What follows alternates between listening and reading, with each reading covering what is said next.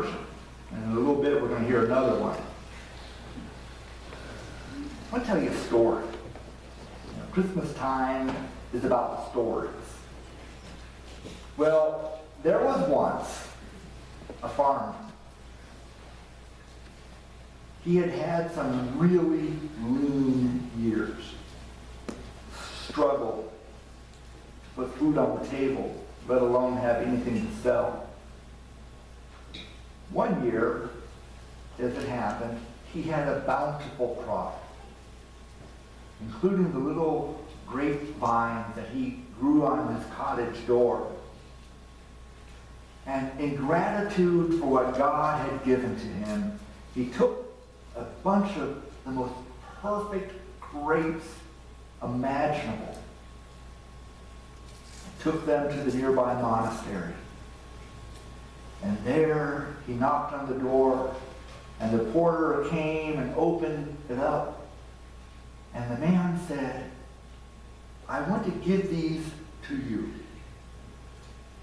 because when I was down and struggling, I knew that if I came to you, you would give me some bread and maybe a little wine.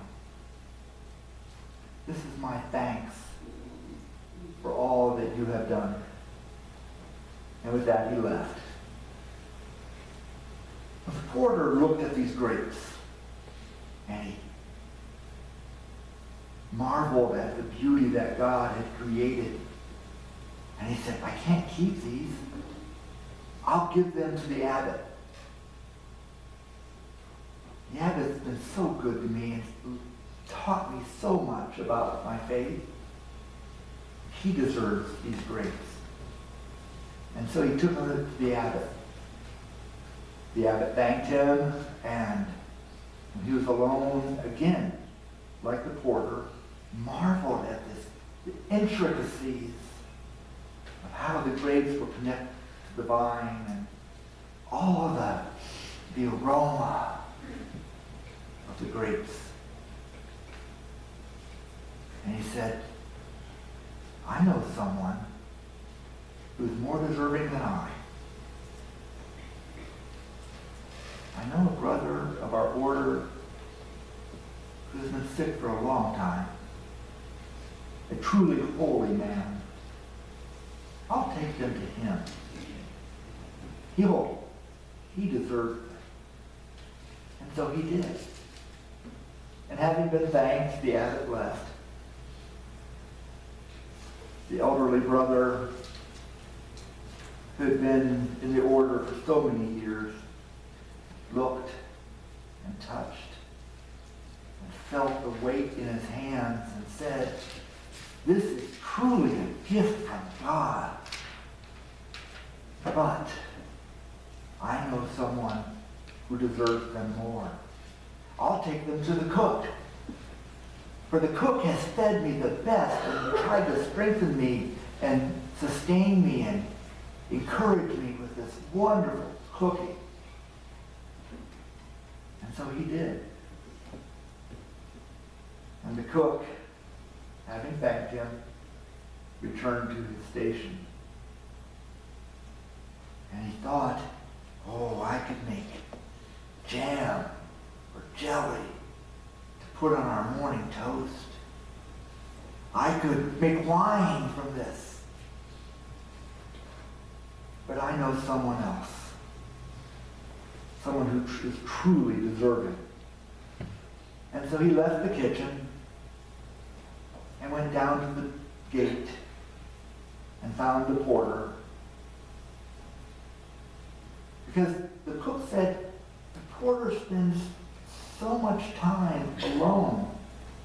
And he is truly the hands and feet of Christ, welcoming the stranger as our Lord commanded. Here, my brother, you take them. And when the porter was alone, he reflected that the grapes had truly been meant for him. Because by doing the work of Christ, without fanfare, without notice, without expectation of reward. He had truly been blessed with the bounty of God.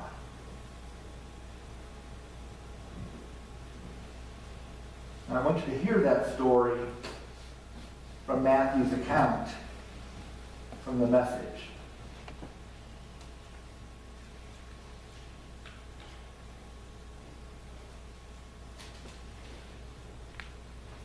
John, meanwhile, had been locked up in prison. When he got wind of what Jesus was doing, he sent his own disciples to ask, "Are you the one we've been expecting, or are we still waiting?" Jesus told them, "Go back and tell John what's going on. The blind see, the lame walk, lepers are cleansed, the deaf hear, the dead are raised, the wretched of the earth learn that God is on their side." Is this what you were expecting? Then count yourselves most blessed. When John's disciples left to report, Jesus started talking to the crowd about John. What did you expect when you came out to see him in the wild? A weekend camper? Hardly. What then? A chic in silk pajamas? Not in the wilderness, not by a long shot. What then? A prophet? That's right. A prophet. Probably the best prophet you'll ever hear. He is what the prophet Malachi announced when he wrote, "I'm sending my prophet ahead of you to make the road smooth for you." Let me tell you what's going on here. No one in history surpasses John the Baptizer. But in the kingdom he prepared you for, the lowliest person is ahead of him.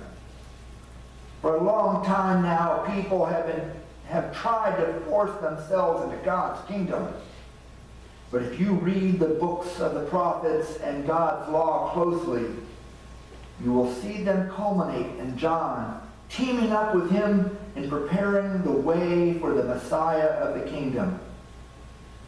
Looked at in this way, John is the Elijah you've all been expecting to arrive and introduce the Messiah. Are you listening to me? Really listening?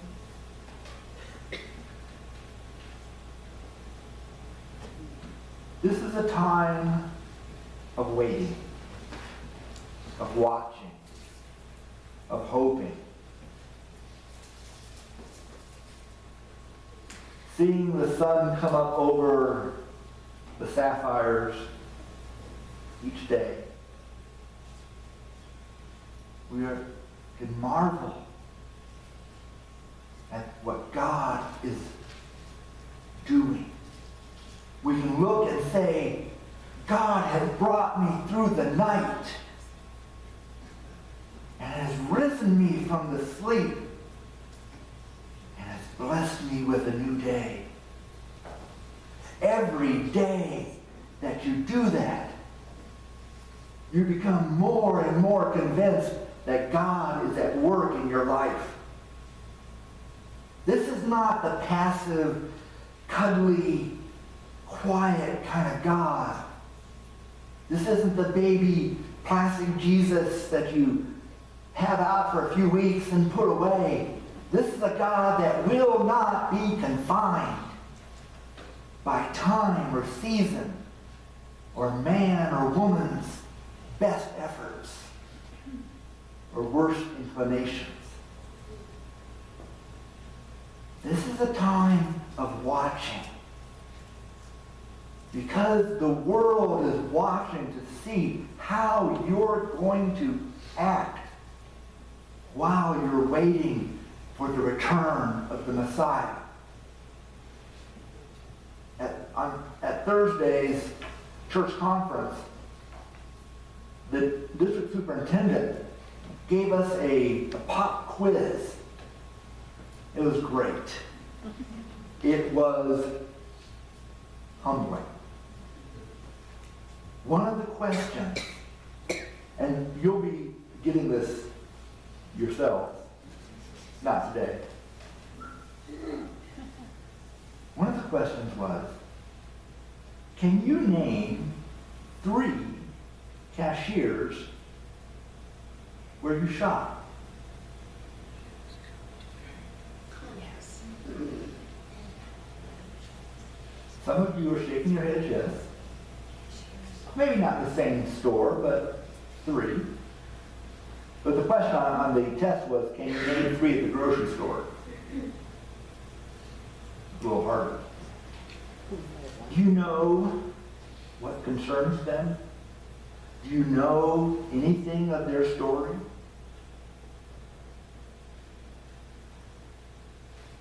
You are the story that God has written. You are the one that will share with the cashier, with the person waiting in a line with you, the person who just cut you off from traffic, the person with whom you get a Christmas card and you're wondering, who was this? I guess I had to send them a reply.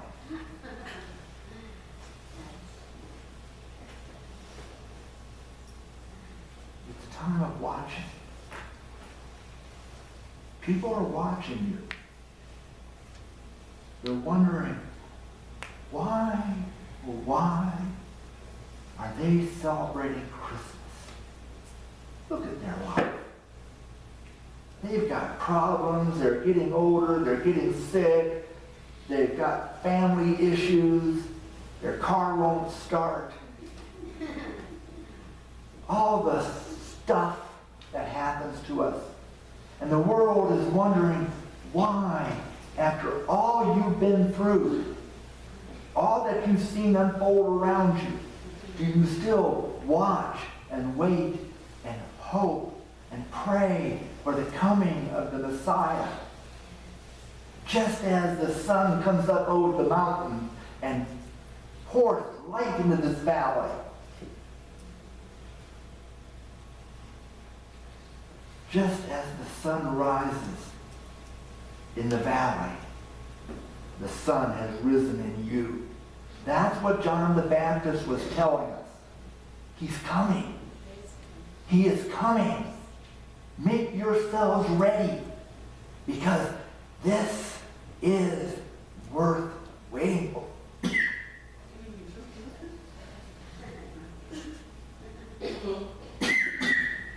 Pardon? Okay, that's got to want me to shut up. I press on, but not going to work. This is why John came. And this is why you're being sent. The world is watching for what you already know. Will you tell them? Amen. I invite you to stand if you are